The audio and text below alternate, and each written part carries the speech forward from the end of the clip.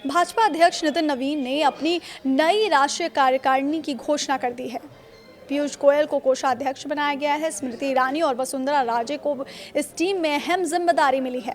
नितिन नवीन ने इस टीम के गठन में पीएम मोदी, अमित शाह और रक्षा मंत्री राजनाथ सिंह से मार्गदर्शन मिलने की बात कही। इसके लिए उन्होंने उनका आभार भी जताया। भाजपा अध्यक्ष नितिन नवीन ने अपनी राष्ट्रीय कार्यकारिणी की घोषणा कर दी। लंबे समय से उनकी नई टीम का इंतजार था। नितिन नवीन ने अपनी टीम में कई बड़े बदलाव किए हैं। कई पूर्व मुख्यमंत्रियों को संगठन में बड़ी जिम्मेदारी दी गई है। केंद्रीय मंत्री पीयूष गोयल को पार्टी का नया कोषाध्यक्ष बनाया गया है। नितिन नवीन ने इस टीम के गठन में प्रधानमंत्री नरेंद्र मोदी, गृह मंत्री अमित शाह और रक्षा मंत्री राजनाथ सिंह से भरपूर सहयोग मिलने की बात कही। इसके लिए उन्होंने भाजपा के इस शीर्ष नेतृत्व का आभार जताया। अगले साल के शुरू में देश के 5 राज्यों में होने जा रहे विधानसभा चुनाव के मद्देनजर इस टीम की अहमियत काफ़ी बढ़ गई है। नितिन नवीन की पहली बड़ी टीम को सिर्फ पदों का बंटवारा नहीं माना जा रहा है। इसके पीछे भाजपा के आने वाली चुनावी रणनीति की तस्वीर भी दिखाई दे रही है। और ख़ास बात यह है कि नई टीम में संगठन को केंद्र में रखा गया है। भाजपा लंबे समय से चुनावी राजनीति में प्रधानमंत्री नरेंद्र मोदी की लोकप्रियता और केंद्रीय नेतृत्व की रणनीति के सहारे आगे बढ़ती रही है, लेकिन अब पार्टी संगठन को नए सिरे से मजबूत करने पर जोर देती दिखाई दे रही है। ऐसे में 2027 से 2029 के बीच होने वाले चुनावों के लिए पार्टी जमीन पर संगठन को मजबूत करना चाहती है। संदेश साफ है, पीएम मोदी के चेहरे के साथ साथ बूथ से लेकर राष्ट्रीय स्तर तक मजबूत संगठन के जरिए चुनाव लड़ना। नई टीम में सबसे ज्यादा चर्चा पूर्व केंद्रीय मंत्री स्मृति ईरानी को लेकर है। उन्हें संगठन में महत्वपूर्ण जिम्मेदारी मिलना उनके राजनीतिक पुनरुत्थान के तौर पर देखा जा रहा है। स्मृति ईरानी भाजपा की तेज तर्रार महिला नेताओं में रही हैं।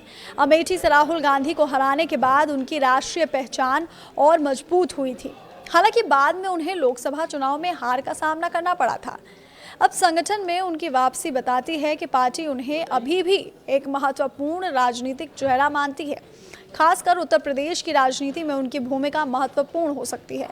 राज्य में अगले विधानसभा चुनाव होने हैं और महिला मतदाता भाजपा की रणनीति का बड़ा हिस्सा रहे हैं। इसलिए संगठन में स्मृति ईरानी को आगे करना सिर्फ एक व्यक्ति की वापसी नहीं, इसके पीछे महिला मतदाताओं तक पार्टी की पहुंच बढ़ाने का भी संदेश देखा जा रहा है। राजस्थान के पूर्व मुख्यमंत्री वसुंधरा राजे को राष्ट्रीय संगठन में उपाध्यक्ष बनाया गया है। ये भी बड़ा राजनीतिक संकेत है। वसुंधरा राजे लंबे समय से भाजपा की बड़ी नेताओं में रही हैं, लेकिन पिछले कुछ वर्षों में पार्टी संगठन में उनकी भूमिका सीमित दिखाई देती रही थी। अब उन्हें राष्ट्रीय स्तर पर जिम्मेदारी देना पुराने नेतृत्व को पूरी तरह किनारे नहीं करने की रणनीति दिखाता है। राजस्थान में अगले विधानसभा चुनाव लोकसभा चुनाव से पहले होने हैं। ऐसे में राजे का अनुभव पार्टी के लिए उपयोगी हो सकता है। भाजपा एक तरफ नए नेतृत्व को आगे बढ़ा रही है, तो दूसरी तरफ पुराने और प्रभावशाली नेताओं के अनुभव को भी संगठन के अंदर इस्तेमाल करना चाहती है। केंद्रीय मंत्री पीयूष गोयल को राष्ट्रीय कोषाध्यक्ष की जिम्मेदारी देना भी बड़ा फैसला है। गोयल के पिता वेद प्रकाश गोयल भी भाजपा के कोषाध्यक्ष रह चुके हैं। ऐसे में संगठन में ये पद एक तरह से पारिवारिक राजनीतिक विरासत से भी जुड़ा हुआ है।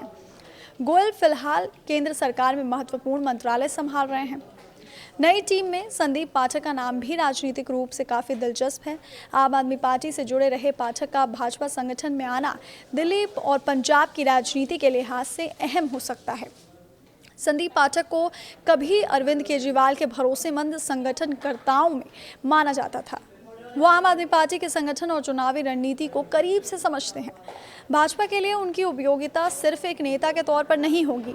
पार्टी को उम्मीद होगी कि उन्हें आपकी अंदरूनी कार्यशैली, केजरीवाल की राजनीतिक रणनीति और पार्टी के संगठनात्मक ढांचे की गहरी समझ का फायदा मिलेगा। ये फैसला भाजपा की उस रणनीति को भी दिखाता है जिसमें पार्टी दूसरे दलों से आए नेताओं को सिर्फ राजनीतिक चेहरों के तौर पर नहीं, बल्कि संगठनात्मक अनुभव के लिए भी इस्तेमाल करती है। नई टीम में एक तरफ पुराने नेताओं की भूमिका बरकरार रखी गई है, तो दूसरी तरफ कई चेहरों को नई जिम्मेदारियां मिली हैं। इससे भाजपा ने एक साथ 2 संदेश देने की कोशिश की है। पहला, पार्टी पुराने अनुभवी नेताओं को पूरी तरह से खत्म नहीं कर रही है। दूसरा, संगठन को नई ऊर्जा देने के लिए नए चेहरों और नई जिम्मेदारियों का इस्तेमाल किया जाएगा। राष्ट्रीय टीम में मोर्चों को भी नए सिरे से सक्रिय करने पर जोर दिखाई देता है। महिला, युवा, किसान, अनुसूचित जाति, अनुसूचित जनजाति और अल्पसंख्यक समुदाय तक पहुंच बढ़ाने के लिए संगठनात्मक ढांचे को अधिक सक्रिय किया जा सकता है। यानी भाजपा का फोकस अब सिर्फ चुनाव के समय प्रचार करने वाले संगठन पर नहीं, बल्कि लगातार जमीन पर सक्रिय रहने वाले कैडर पर है। नितिन नवीन ने खुद टीम के गठन में प्रधानमंत्री मोदी और अमित शाह और राजनाथ सिंह के सहयोग का जिक्र किया। इसका राजनीतिक अर्थ भी महत्वपूर्ण है।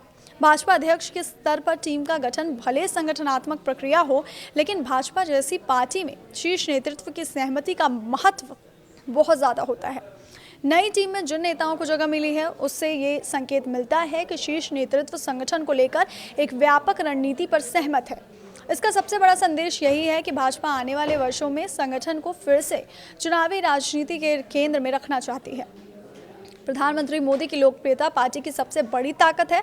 अमित शाह की चुनावी रणनीति भी महत्वपूर्ण है, लेकिन अब इसके साथ बूथ, मंडल, जिला और राज्य स्तर के संगठन को और मजबूत करने पर जोर दिया जा रहा है। यानी नितिन नवीन की पहली टीम का संदेश काफ़ी स्पष्ट है।